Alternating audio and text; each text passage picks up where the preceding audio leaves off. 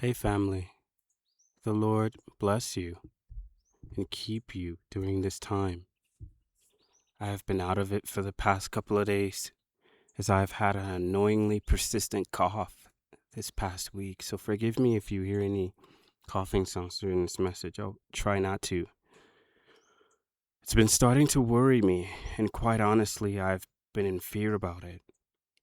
The Lord has really been on me about teaching you guys about intimacy with Him, how to see Him, how to hear Him, and two about discernment. Last night was a hard lesson for me, as I think it was the worst I've ever felt. I pulled a Rhema word from the Rhema book to ask the Lord what's going on. The message was all about curses, and how curses wait in the air, waiting for an open door to land and affect us.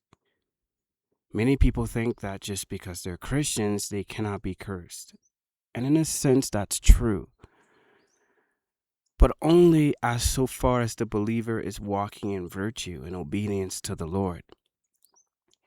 Once any of these two is broken, our covering, our protection is broken with it. And last night I got to really experience that as my wife and I got into a disagreement, which led me to getting angry. And then the door was open so that the curse or attack assigned to us had landed. But the enemy worked in stages. First, I got pulled off track. Instead of consulting the Lord about how I should be using my time, I instead wanted to go and watch a movie. This was the first open door, because I believe 9 times out of 10 that it was not the will of God for us at that time. So I was disobedient. And not only that, I judged and got upset with my wife. Had I consulted the Lord instead of doing my own thing, this could have all been avoided, and the curse might not have landed. You see how critical obedience is? I'm having to learn the hard way because of my pride and stubbornness. So please don't make the same mistake as I did. You see, God wants to protect us, to instruct us, to help us. But when we go outside the sheep pen, namely outside of our obedience to His known will, we're just walking bait for the wolves. And there's little that God can do to protect us, because He won't transgress our will. Prior to this happening, I had a dream in which a bear was trying to break into our home. The bear was looking through the window, scratching on the walls, and before you know it, I had opened the front door, and he saw an opening and tried to come in, while I struggled to re-shut the door to prevent him. After that, I woke up, and then as I explained the dream to a fellow brother, God revealed it was witchcraft. He was warning me ahead of time that I was to keep the door shut through obedience. Obedience to what, you might ask? Messages and teachings. You see, I was lazy and procrastinating. Rather than plowing through and taking the bull by the horn so that I fulfill the will of God, I decided to be lazy, and this led to an open door of attack, of which I'm trying to close right now. So now I'm learning that my time now belongs to God and to souls. And I have to now renounce the idea that my time belongs to me and that I deserve leisure time. No, no, no. When we come to serve the Lord, our time is no longer our own. Our resources, our bodies, anything, it is all given over to Him to do with as He pleases. May God forgive me for my foolishness and selfishness and help me to get back on the saddle. So guys, please keep this poor wretch in your prayers. Yes, I mean it when I say I am a poor wretch. My obedience matters a lot, even to you, though you may not realize it. If you have been drawn to this channel, that means God has something here He wants you to learn. This channel is about teaching you how to get close to God, how to have fellowship with Him, how to hear from Him on your own. And He's using a broken pencil to do it, so that the glory will belong to Him. If you're having trouble hearing from the Lord, ask Him if there's something He's asked of you that you haven't done. The more you obey His quiet inspirations, the louder His voice becomes in your life. If you want closeness with Jesus, dear ones, there's a lot you're going to have to sacrifice, namely your time and prayers for those He's entrusted to you. Your prayers keep us in the saddle so that we can continue doing the work God has called us to do, which is to teach you intimacy with Him, teach you His love, unending kindness and devotion to you. Not only that, but He loves to be with you. He wants to spend time with you. He longs for your company and friendship. Yes, God wants your friendship and love. It comforts Him. It strengthens Him. Please don't be afraid of Him. He needs your unique love that no other soul can give. With all the sin and people throughout the world shaking their fists at God, He needs your love to soothe the pain of betrayal His heart feels over their rejection of Him. We have no idea how our small acts of love and obedience bring comfort to the heart of God. So many ignore Him. So many put Him off and reject Him, thinking they know better what to do with their lives. Jesus weeps for them. He knows the pitfalls that await them that they can't see. His heart is only love for them. And yet, though He's God and sovereign, He honors our free will because He knows the damage Satan is going to do to that soul. Since Satan, can't hurt God directly, he makes his mark by causing suffering and torment to God's creation, which is you and me. And then he whispers in your ear, "Look at how mean God is. Why is He letting all this happen to you? He must not love you. A God who loves you surely would protect you from this." Meanwhile, God is there weeping with you, waiting for you to give your life to Him so He can help fix all the broken pieces and restore you to your God-given dignity and value at birth. God isn't the author of evil, but when men, driven by greed, lust for power, pleasure, and honor, throw in their lot with Satan and cooperate with him, God doesn't transgress their will, but does all He can to turn their hearts away from that and come back to Him.